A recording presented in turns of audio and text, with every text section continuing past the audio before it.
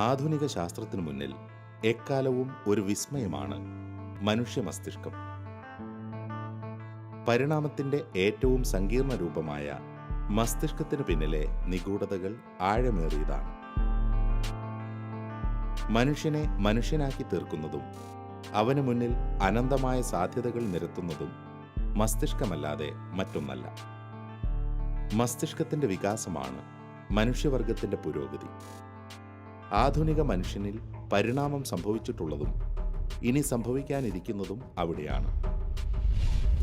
മനുഷ്യ മസ്തിഷ്കത്തെക്കുറിച്ചുള്ള സൂക്ഷ്മമായ പഠനം എല്ലാ മേഖലകളിലും ഒട്ടേറെ ബോധ്യങ്ങൾ ആധുനിക മനുഷ്യന് പകർന്നു നൽകിയിട്ടുണ്ട്. തൻ്റെ അസ്തിത്വത്തെക്കുറിച്ചുള്ള തിരിച്ചറിവുകളിലേക്കും അത് അവനെ നയിക്കുന്നു.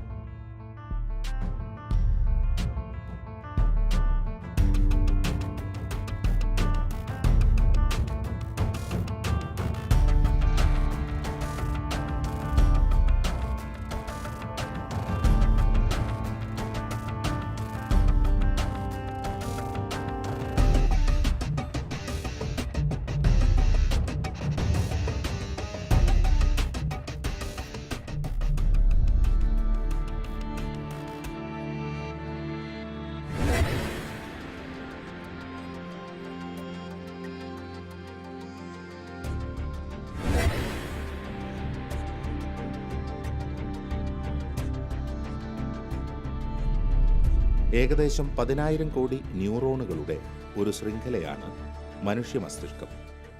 അവ തമ്മിലുള്ള കണക്ഷനുകളുടെ എണ്ണം 100 ലക്ഷം കോടിയോളം വരും. ഈ സങ്കീർണതയാണ് മനുഷ്യനിലെ വൈകാരികവും ബൗദ്ധികവുമായ വൈവിധ്യങ്ങളുടെ അടിസ്ഥാനം.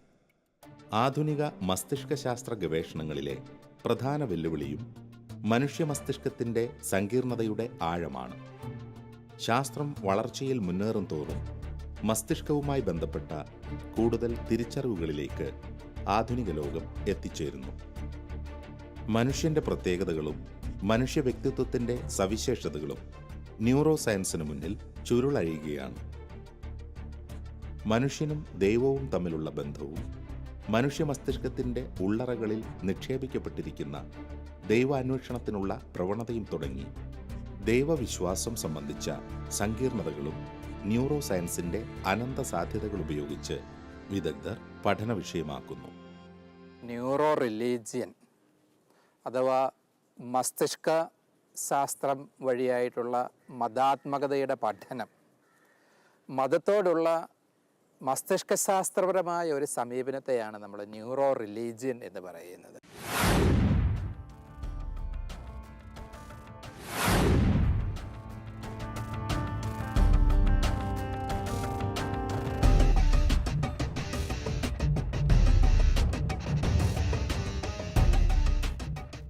ന്യൂറോ സയൻസിന്റെ വികാസം ആധുനിക ശാസ്ത്രത്തിന്റെ സകല ഗവേഷണ മേഖലകളിലും നിർണായകമായ സ്വാധീനം ചെലുത്തിയിട്ടുണ്ട്.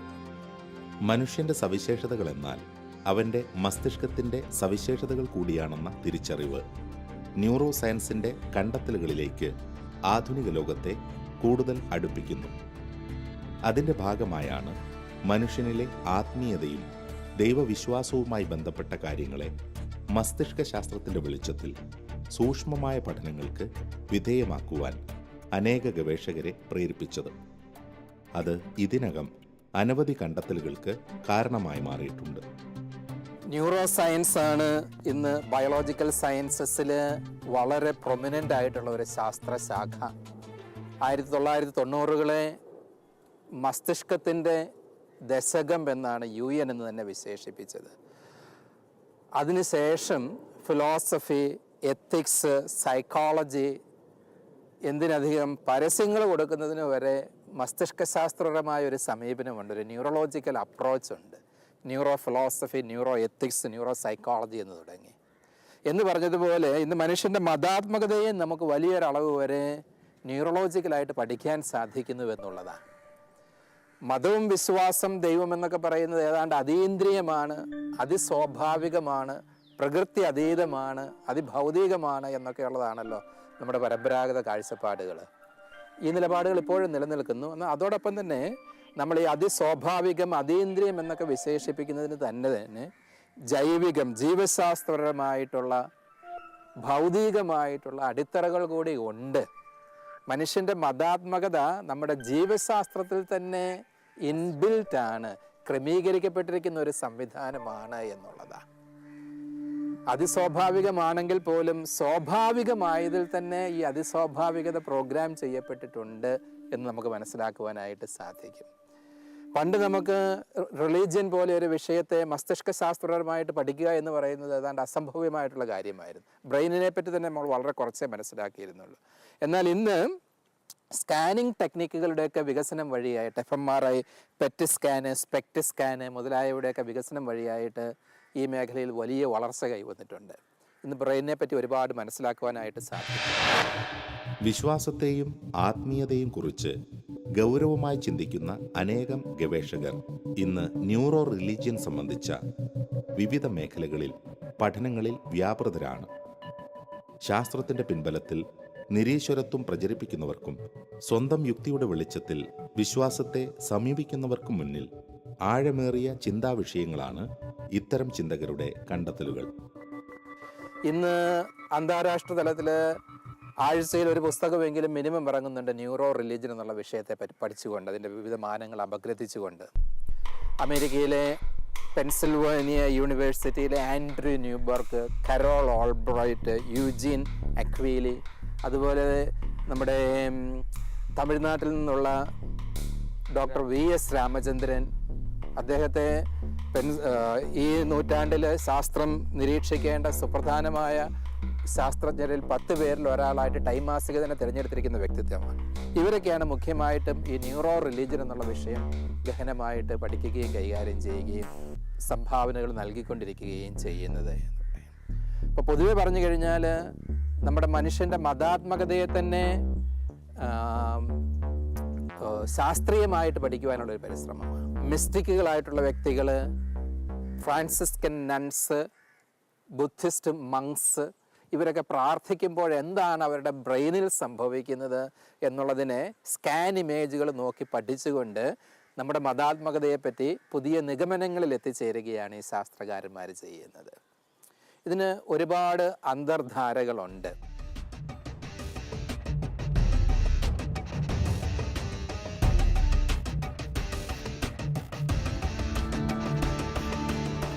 മനുഷ്യന്റെ തലച്ചോറിൽ ഒരു ഗോഡ് സ്പോട്ട് ഉണ്ട് എന്ന അഭിപ്രായമുള്ള ശാസ്ത്രചിന്തകർ വളരെ മുമ്പേ ഉണ്ടായിരുന്നു. മസ്തിഷ്കത്തിന്റെ ഒരു പ്രത്യേക ഭാഗത്ത് ദൈവത്തെ തിരിച്ചറിയുവാനും ആത്മീയ കാര്യങ്ങളിൽ വ്യാപൃതമാകുവാനും ഉതകുന്ന ഒരു കേന്ദ്രമുണ്ട് എന്ന ആശയമായിരുന്നു അത്.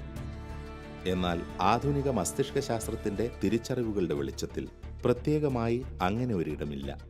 അതേസമയം മനുഷ്യ മസ്തിഷ്കം അതിന്റെ സൃഷ്ടാവിനെ തിരിച്ചറിയാൻ പ്രത്യേകമാം വിധം സജ്ജമാണെന്ന വെളിപ്പെടുത്തലുകളുണ്ട്. ഇപ്പോൾ നമ്മൾ കേൾക്കുന്നുണ്ട് ഈ ബ്രെയിൻ അനലൈസ് ചെയ്യുമ്പോൾ ബ്രെയിനിൽ ഒരു ഗോഡ് സ്പോട്ട് ഉണ്ട് എന്നൊക്കെ. അതിനെക്കുറിച്ച് എന്താണ് പറയുന്നത്? അങ്ങനെ ഒരു ഗോഡ് സ്പോട്ട് ഉണ്ടോ? ഈ ഗോഡ് സ്പോട്ട് എന്നുള്ള സംജ്ഞ വളരെ കൺഫ്യൂസിങ് ആയിട്ടുള്ള ഒരു സംജ്ഞ തന്നെയാണ് എന്ന് പറയണം. പലരും ഒരുപാട് തെറ്റിദ്ധരിച്ചിരിക്കുന്ന ഒരു പദമാണ് ഈ ഗോഡ് സ്പോട്ട്. ദൈവ ബിന്ദു എന്നോ ഒക്കെ വേണമെങ്കിൽ നമുക്കതിനെ വിവർത്തനം ചെയ്യാനായിട്ട്. ന്യൂറോ സയൻസിൽ ഒരു കാലത്ത് ഒത്തിരി ചർച്ച ചെയ്യപ്പെട്ടിരുന്ന ഒരു പദവുമാണ് ഗോഡ് സ്പോട്ട് എന്ന് പറയുന്നത്. പണ്ട് ഗ്രീക്ക് ചിന്തകനായ ഹോമർ ഗോഡ് സ്പോട്ടിനെ പറ്റി പറയുമായിരുന്നു. നമ്മൾ പ്രാർത്ഥിക്കുന്നത് നമ്മുടെ മസ്തിഷ്കത്തിൻ്റെ ഈ ഭാഗത്ത് ഏതാണ്ട് ഒത്ത മധ്യത്തിലായിട്ട് ഒരു സ്പോട്ടുണ്ട്, അത് ഉപയോഗിച്ചുകൊണ്ട് നമ്മൾ ദൈവവുമായിട്ട് സംവദിക്കുന്നത് എന്ന് പറയും. അത് വളരെ അക്ഷരാർത്ഥത്തിലുള്ള ഒരു ധാരണയാണ് ഗോഡ് സ്പോട്ടിനെ പറ്റി എന്ന് പറയുന്നത്. കാണുവാൻ വേണ്ടി മസ്തിഷ്കത്തിനൊരു മേഖല, കേൾക്കുവാൻ വേണ്ടി വേറൊരു മേഖല, സ്പർശിക്കുവാൻ വേണ്ടി ഇതര സംവേദനങ്ങൾക്ക് വേണ്ടി വേറൊരു മേഖല എന്ന് പറഞ്ഞതുപോലെ ദൈവത്തെ സംവദിക്കുവാൻ വേണ്ടി മനുഷ്യന് പ്രത്യേകമായ ഒരു കേന്ദ്രം മസ്തിഷ്കം ഇവോൾവ് ചെയ്തിരിക്കുന്നു എന്ന് ചിന്തിക്കുന്നത് തെറ്റാണ്. അങ്ങനെ ഒരു ഗോഡ് സ്പോട്ട് ഇല്ല. അക്ഷരാർത്ഥത്തിൽ ഭൗതികമായ ഒരു ബിന്ദുവായിട്ട്, ബ്രെയിനിലെ ഒരു കേന്ദ്രമായിട്ട് നമുക്ക് ഗോഡ് സ്പോട്ടിനെ മനസ്സിലാക്കാൻ സാധിക്കുകയില്ല. എന്നാൽ രൂപകാർത്ഥത്തിൽ ആലങ്കാരികമായിട്ട് വേണമെങ്കിൽ ഗോഡ് സ്പോട്ട് എന്താണ് എന്നുള്ളത് നമുക്ക് മനസ്സിലാക്കാനായിട്ട് സാധിക്കും. അതായത് ദൈവത്തെ അറിയുവാൻ വേണ്ടി പരിണാമപരമായിട്ട് ജൈവികമായിട്ട് മനുഷ്യൻ്റെ മസ്തിഷ്കം ക്രമീകരിക്കപ്പെട്ടിരിക്കുന്നു എന്നുള്ള അവബോധം എന്നുള്ള ആ നിഗമനത്തെ വേണമെങ്കിൽ നമുക്ക് ഗോഡ് സ്പോട്ട് എന്ന് വിശേഷിപ്പിക്കാം. അതായത് ദൈവത്തെ അറിയുവാനുള്ള മസ്തിഷ്കത്തിൻ്റെ ശേഷിയെ മസ്തിഷ്കത്തിന് ഈശ്വര സംവേദനത്തിന് അതിൽ തന്നെ സംവിധാനങ്ങൾ ഉണ്ട് എന്നുള്ള തിരിച്ചറിവിനെ വേണമെങ്കിൽ മസ്തിഷ്കത്തിലെ ഗോഡ് സ്പോട്ട് എന്ന് നമുക്ക് വിളിക്കാം. എന്നാലും അവിടെയും സ്പോട്ട് എന്നുള്ള പദം തെറ്റിദ്ധാരണാജനകമാണ് എന്ന് നമ്മൾ മനസ്സിലാക്കേണ്ടിയിരിക്കുന്നു. ജൈവികമായ ചില സവിശേഷതകൾ ഉൾക്കൊള്ളുന്ന ഒരവയവം എന്നതിലുപരി ഏറെ പ്രത്യേകതകൾ മനുഷ്യ മസ്തിഷ്കത്തിനുണ്ട്. ഇന്ദ്രിയങ്ങൾക്ക് അതീതമായ സംവേദനശേഷിയും കഴിവുകളുമാണ് മസ്തിഷ്കം മനുഷ്യന് നൽകുന്നത്. മറ്റുള്ള ജീവിവർഗങ്ങളിൽ നിന്ന് ഘടനാപരമായി മനുഷ്യനെ വ്യത്യസ്തനാക്കുന്നതും ഈ മസ്തിഷ്കം തന്നെയാണ്. അതീന്ദ്രിയമായ സംവേദനങ്ങൾ നടത്തുവാനും അതിസ്വാഭാവികമായതിലേക്ക് ആഭിമുഖ്യം പുലർത്തുവാനുമുള്ള സഹജമായ ഒരു സവിശേഷത പരിണാമത്തിന് വിധേയമായിട്ട് കടന്നു വരുന്ന നമ്മുടെ ഈ മസ്തിഷ്കം ആർജിച്ചെടുത്തിരിക്കുന്നു എന്നുള്ളത് നമുക്ക് അതുകൊണ്ടാണ് പ്രാർത്ഥിക്കുവാനായിട്ട് നമുക്ക് സാധിക്കുന്നത്, വിശ്വസിക്കുവാനായിട്ട് നമുക്ക് സാധിക്കുന്നത് എന്ന് പറയുന്നത്. ഇത് മനുഷ്യന് യുണീക്കായിട്ടുള്ളൊരു സാധ്യതയാണ് ആധ്യാത്മികത എന്ന് പറയുന്നത്. അത് നമ്മുടെ മസ്തിഷ്കത്തിൻ്റെ സങ്കീർണതകൾ കൊണ്ട് നമുക്ക് ലഭിക്കുന്ന ഒരു വളർച്ച കൂടിയാണ് എന്ന് മനസ്സിലാക്കേണ്ടത്. ആത്മീയമായ പ്രതിഭാസങ്ങളെ പലതിനെയും വിശദീകരിക്കുവാൻ ഇന്ന് ന്യൂറോ സയൻസിന് കഴിയുന്നുണ്ട്. അമാനുഷികമെന്നോ അത്ഭുതങ്ങളെന്നോ കരുതിയിരുന്ന പലതും ശാസ്ത്രത്തിൻ്റെ കണ്ണുകളിൽ കൂടി കാണാനും മനസ്സിലാക്കാനും കഴിഞ്ഞതോടെ ദൈവം എന്ന മഹായാഥാർത്ഥ്യത്തെ ഒരു പടി കൂടി അടുത്തറിയുവാൻ മനുഷ്യന് കഴിഞ്ഞിരിക്കുന്നു. ന്യൂറോ റിലിജ്യൻ സംബന്ധമായ ഗവേഷണങ്ങളും പഠനങ്ങളും അതീന്ദ്രിയങ്ങളായ പലതിനെയും ലളിതമായ ഭാഷയിൽ വിശദീകരിക്കുന്നു. യഥാർത്ഥത്തിൽ ന്യൂറോ റിലീജിയൻ്റെ ഇംപ്ലിക്കേഷൻ എന്താണ്, അതിൻ്റെ അന്തർധാരകൾ എന്താണ് എന്ന് നമ്മളത് പരിശോധിക്കുകയാണ് എങ്കിൽ നമ്മൾ മനസ്സിലാക്കേണ്ട ഇതാണ്. ഇതുവരെ നമ്മൾ വിശ്വാസത്തെ അതീന്ദ്രിയമായിട്ടും അതിസ്വാഭാവികമായിട്ടും കണ്ടു പോന്നിരുന്നുവെങ്കിൽ ഇന്ന് ഈ അതീന്ദ്രിയമായത് ഒരു പരിധിവരെ ഇന്ദ്രിയബദ്ധം കൂടിയാണ് എന്നുള്ളതാണ്. അതിസ്വാഭാവികമായതും പ്രകൃത്യതീതമായതും പ്രകൃതിയിൽ നിന്ന് തന്നെ മനുഷ്യന് താഴെ നിന്നും പരിണമിച്ചു വരുന്ന അല്ലെങ്കിൽ ആരോഹണം ചെയ്തു വരുന്ന ഒരു സംഗതിയായിട്ട് നമുക്ക് മനസ്സിലാക്കുവാനായിട്ട് സാധിക്കും മനുഷ്യൻ്റെ മതാത്മകത എന്ന് പറയും. വിശുദ്ധ അഗസ്റ്റിൻ പറഞ്ഞിട്ടുണ്ട്, ദൈവമേ നിന്നിലെത്തുവോളം ഞങ്ങളുടെ ഹൃദയങ്ങൾ അസ്വസ്ഥമായിരിക്കുമെന്ന്. ഇതിനെ മനഃശാസ്ത്രപരമായ ഒരു ദാഹമായിട്ടാണ് പൊതുവെ ദൈവശാസ്ത്രജ്ഞന്മാർ വ്യാഖ്യാനിച്ചിരിക്കുന്നത് അല്ലേ. ഇന്ന് ഈ മനഃശാസ്ത്രം എന്ന് പറയുന്നത് ഒരു പരിധിവരെ നമുക്ക് പറയാൻ സാധിക്കും മസ്തിഷ്കശാസ്ത്രപരം കൂടിയാണ്. അതായത് അങ്ങിലെത്തുവോളം അസ്വസ്ഥമായിരിക്കുവാനുള്ള മനുഷ്യൻ്റെ സഹജമായ ആഭിമുഖ്യം അത് നമ്മുടെ മസ്തിഷ്കത്തിലുണ്ട്. ദൈവത്തെ അറിയുവാനും ദൈവത്തിന് വേണ്ടി ദാഹിക്കുവാനുമുള്ള ശേഷി എന്ന് പറയുന്നത് നമ്മുടെ മസ്തിഷ്കത്തിലുണ്ട് എന്ന് വേണം നമ്മൾ മനസ്സിലാക്കുവാനായിട്ട്. അത് ഇതിൻ്റെ സുപ്രധാനമായ ഒരു അന്തർധാരയാണ് ഈ ന്യൂറോ സയൻസ്. ന്യൂറോ സയൻസ് സംബന്ധമായ കണ്ടെത്തലുകളുടെ വെളിച്ചത്തിൽ മതങ്ങളും ദൈവവിശ്വാസവും പതിവായി വിമർശന വിധേയമാകാറുണ്ട്. നിരീശ്വരവാദികളും യുക്തിവാദികളും തങ്ങളുടെ ആശയങ്ങൾക്ക് ഉപോത്ബലകമായി ശാസ്ത്രീയ നിരീക്ഷണങ്ങളെ അവതരിപ്പിക്കാറുണ്ട്. എന്നാൽ യഥാർത്ഥത്തിൽ ദൈവവിശ്വാസം എന്നത് ഒരു മനുഷ്യ മസ്തിഷ്കത്തിൻ്റെ അടിസ്ഥാന സ്വഭാവമാണെന്ന് ന്യൂറോ റിലീജിയൻ സംബന്ധമായ പഠനങ്ങൾ വെളിപ്പെടുത്തുന്നു. ജന്മനാൽ തന്നെ ഒരു വ്യക്തിയുടെ മസ്തിഷ്കത്തിൽ നിക്ഷേപിക്കപ്പെട്ടിരിക്കുന്ന സഹജമായ വാസനയാണ് ദൈവാന്വേഷണം. പലതരം വിമർശനങ്ങളുണ്ട് വിശ്വാസത്തെപ്പറ്റി നമുക്ക് പരമ്പരാഗതമായിട്ട് നോക്കിക്കഴിഞ്ഞാൽ. ഉദാഹരണം പറഞ്ഞാൽ കാൾ മാർക്സ് പറഞ്ഞു മതം മനുഷ്യനെ മയക്കുന്ന കറുപ്പാണ് എന്ന് പറയാം. വിശ്വാസത്തിൻ്റെ ശരീരശാസ്ത്രം എന്ന് പറഞ്ഞ് മാതൃഭൂമി ആഴ്ചപ്പതിപ്പ് പ്രസിദ്ധീകരിച്ച ഒരു ലീഡ് ആർട്ടിക്കിളിന് അവർ കൊടുത്തിരുന്ന ടൈറ്റിൽ ഇതായിരുന്നു, ഫ്രണ്ട് പേജിൽ കൊടുത്തിരുന്ന ക്യാപ്ഷൻ ഇതായിരുന്നു, മതം കറുപ്പ് തന്നെ. ന്യൂറോ സയൻസിനെ ഉപയോഗിച്ച് കൊടുത്തിരിക്കുന്നത്. ഇത് വളരെ തെറ്റിദ്ധാരണ ജനിപ്പിക്കുന്നതാണ് ആ രീതിയിലുള്ള നിരീശ്വരത്വപരമായ വ്യാഖ്യാനങ്ങൾ. അത് പോപ്പുലാരിറ്റിക്ക് വേണ്ടി മാധ്യമങ്ങൾ ഉപയോഗിക്കുന്ന ഒരു രീതിശാസ്ത്രമെന്ന് മനസ്സിലാക്കേണ്ടതുള്ളൂ. എന്നിരുന്നാൽ പോലും മതം കറുപ്പാണ് എന്നുള്ളതല്ല ന്യൂറോ സയൻസിൻ്റെ ഇംപ്ലിക്കേഷൻ എന്ന് പറയും. ഇതുവരെ നമുക്ക് അങ്ങനെ കരുതാമായിരുന്നു, അവിശ്വാസികൾക്ക് പോലും മതം എന്ന് പറയുമ്പോൾ ഒരുപാട് എന്തോ അന്ധവിശ്വാസമാണ് എന്നുള്ളത്. ഇന്ന് നമ്മൾ പറയുക അങ്ങനെയല്ല, മതാത്മകത സഹജമായിട്ട് ജൈവികമായിട്ട് മനുഷ്യനിൽ പ്രോഗ്രാം ചെയ്യപ്പെട്ടിരിക്കുന്നുവെന്ന് പറയുന്നത്. രണ്ടാമത്തെ ഒരു വിമർശനം എന്ന് പറയുന്നത് മതം എന്ന് പറയുന്നത്, വിശ്വാസം എന്നൊക്കെ പറയുന്നത് സാമൂഹിക ഉൽപ്പന്നമാണ് എന്നുള്ളതാണ്. സോഷ്യൽ കൺസ്ട്രക്ഷൻ തിയറി എന്നൊക്കെ നമ്മൾ പറയുന്നത് അല്ലേ. അതായത് കുഞ്ഞ് ജനിച്ച് വീഴുന്ന പാടെ അവനെ മാമോദീസമൊക്കെ മതാത്മകമാക്കി കഴിഞ്ഞു. നമ്മുടെ സമൂഹത്തിൻ്റെ കാഴ്ചപ്പാടുകളും മനോഭാവങ്ങളും പുതിയ തലമുറയിലേക്ക് അടിച്ചേൽപ്പിക്കുന്നത് കൊണ്ട് വ്യക്തികൾ മതവിശ്വാസികളായിട്ട് മാറുന്നത് കൊണ്ടാണ്. പ്രത്യക്ഷത്തിൽ വളരെ പ്രോഗ്രസീവ് ആയിട്ടാണെന്നൊക്കെ തോന്നും ഇങ്ങനെയുള്ള ചിന്താഗതികളൊക്കെ. അതുകൊണ്ട് അവയൊക്കെ മാറ്റി വെക്കണം. ശ്രീ MA ബേബി വിദ്യാഭ്യാസ മന്ത്രിയായിരുന്നപ്പോൾ മതമില്ലാത്ത ജീവൻ എന്ന് പറഞ്ഞ് സാമൂഹ്യശാസ്ത്ര 6ാം ക്ലാസ്സിലെ സാമൂഹ്യശാസ്ത്ര പാഠപുസ്തകത്തിലൊരു അധ്യായം കൂട്ടിച്ചേർത്തിരുന്നു. 18 വയസ്സ് കഴിയുമ്പോൾ കൊച്ചു തീരുമാനിക്കട്ടെ ഞാൻ വിശ്വാസി ആകണമോ വേണ്ടയോ എന്ന്. പ്രത്യക്ഷത്തിൽ വളരെ വിമോചനപരമായിട്ടും വിപ്ലവകരമായിട്ടും തോന്നും ഇങ്ങനെയൊക്കെയുള്ള സംഗതികൾ. പക്ഷേ ശാസ്ത്രീയമായിട്ട് ന്യൂറോ സയൻസിൻ്റെ ഉൾക്കാഴ്ചകൾ വെച്ച് പരിശോധിക്കുമ്പോൾ നമുക്ക് മനസ്സിലാക്കുവാനായിട്ട് സാധിക്കും ഇത്തരത്തിലുള്ള സമീപനങ്ങൾ മാനവ വിജ്ഞാനീയത്തിന് നിരക്കുന്നതല്ല. ആന്ത്രപ്പോളജിക്കലായിട്ടുള്ള അടിത്തറകളുള്ളവയല്ല അത്തരം വിപ്ലവാത്മക സമീപനങ്ങൾ. അവ വളരെ ഉപരിപ്ലവമാണ് എന്ന് പറയേണ്ടിയിരിക്കുന്നു. 18 വയസ്സ് കഴിഞ്ഞ് ഞാൻ കുഞ്ഞിന് ഭക്ഷിക്കാൻ കൊടുക്കുന്നുള്ളെന്ന് മാതാപിതാക്കൾക്ക് പറയാനായിട്ട് സാധിക്കുമോ? ഇല്ല.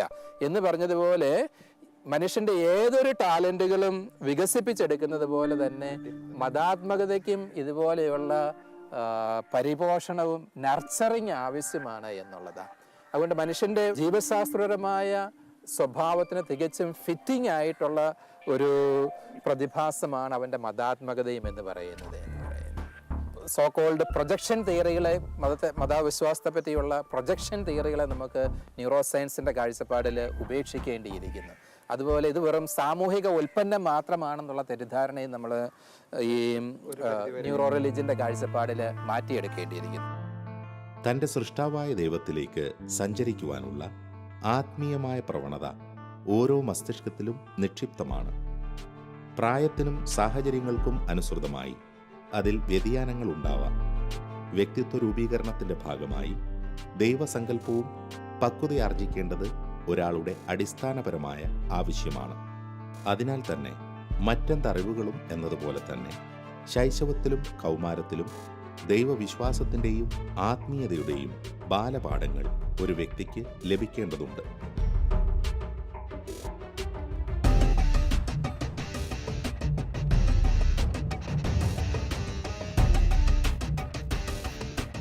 മനുഷ്യ മസ്തിഷ്കത്തിൻ്റെ സാധ്യതകൾ അനന്തമാണ്. ഭാവനയിൽ പലതും സങ്കല്പിക്കുവാനും സൃഷ്ടിക്കുവാനും മനുഷ്യന് കഴിയും. മനുഷ്യ മസ്തിഷ്കത്തിൻ്റെ കേവലമൊരു സൃഷ്ടി മാത്രമാണ് ആത്മീയത എന്ന് വിലയിരുത്തുന്നവരുണ്ട്. എന്നാൽ ദൈവത്തിൻ്റെ അസ്തിത്വം അതിനും അതീതമാണെന്ന് ന്യൂറോ റിലീജിയൻ സംബന്ധിച്ച പഠനങ്ങൾ വിശദമാക്കുന്നു. സൃഷ്ടികളെയും സകല സൃഷ്ടികൾക്കും അതീതമായതിനെയും വേർതിരിച്ചറിയുവാനും മസ്തിഷ്കത്തിന് കഴിയും. ഈ ന്യൂറോ റിലിജിയൻ്റെ അഡ്വക്കേറ്റുകൾ തന്നെ അവരുടെ നിഗമനങ്ങൾ വിളിച്ചതിൽ സ്വയം ചോദിക്കുന്ന ഒരു ചോദ്യമുണ്ട്, did God create brain or brain create God എന്ന്.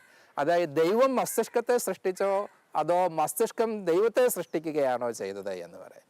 അപ്പം നമുക്ക് ഒരുപക്ഷെ സ്വാഭാവിക ആ ചോദ്യം വാലിഡാണ് എന്ന് വെച്ച് കഴിഞ്ഞാൽ ദൈവത്തെ മസ്തിഷ്കം ഇവിടെ മനസ്സിലാക്കി എടുക്കുകയാണല്ലോ ചെയ്യുന്നത്. അതുകൊണ്ട് സ്വാഭാവികമായിട്ട് നമുക്ക് ചിന്തിച്ചു പോകാം, അപ്പം ദൈവം എന്ന് പറയുന്നത് തന്നെ മസ്തിഷ്കത്തിൻ്റെ ഒരു കണ്ടുപിടുത്തം മാത്രമല്ലേ എന്നുള്ളത്. പക്ഷെ അതല്ല അതിൻ്റെ ഇംപ്ലിക്കേഷൻ എന്ന് പറയും. ഈ രണ്ട് ചോദ്യങ്ങൾക്കും പോസിറ്റീവായിട്ട് തന്നെ ഉത്തരം കൊടുക്കാം. ദൈവം മസ്തിഷ്കത്തെ സൃഷ്ടിച്ചു, മസ്തിഷ്കം ദൈവത്തെ സൃഷ്ടിച്ചു. എപ്രകാരം തന്നെ കണ്ടെത്തുവാൻ വേണ്ടി ദൈവം ഒരു പ്രകൃതിഭദ്രമായ ഒരു സംവിധാനം മനുഷ്യരിൽ നിക്ഷേപിച്ചിരിക്കുന്നതാണ് അവൻ്റെ മതാത്മകത എന്ന് പറയുന്നത്. ദൈവം നിക്ഷേപിച്ചിരിക്കുന്ന ഈ സാധ്യതയുടെ വിത്തിനെ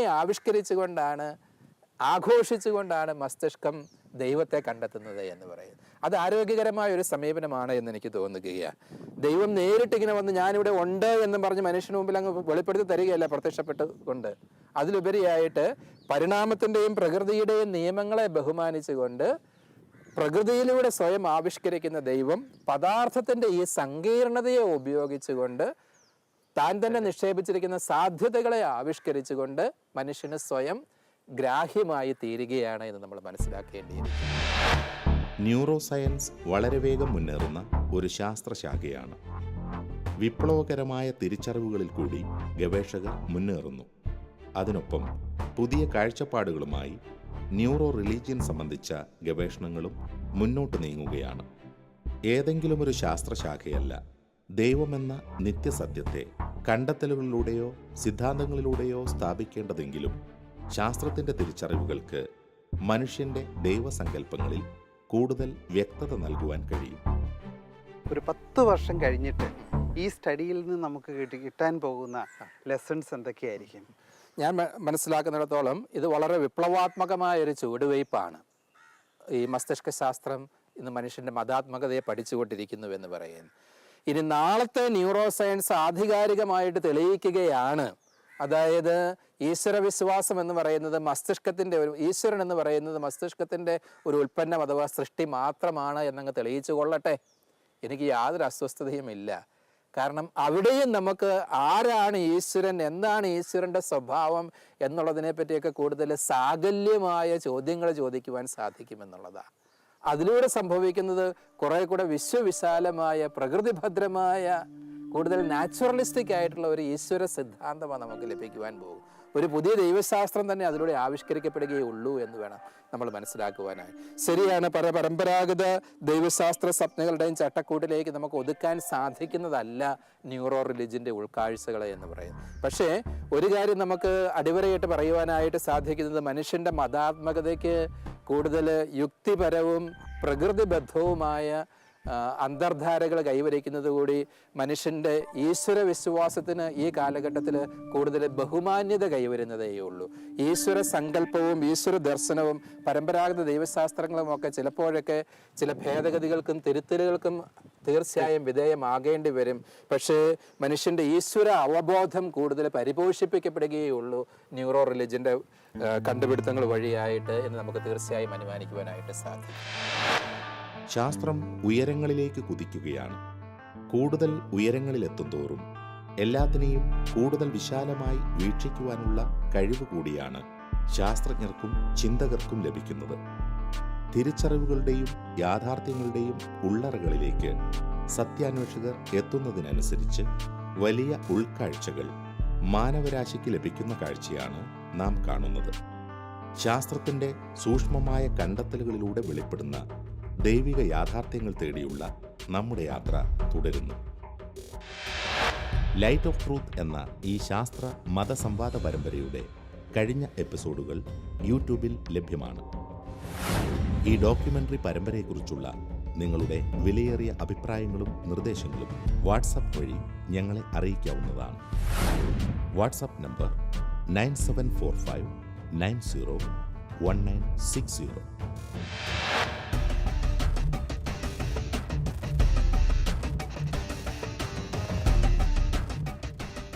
ഈശ്വരൻ വസിക്കുന്നത് ഹൃദയത്തിലാണ് എന്നുള്ളതാണ് നമ്മുടെ പരമ്പരാഗതമായ വിശ്വാസം. അത് നല്ലൊരു സമീപനമാണ്.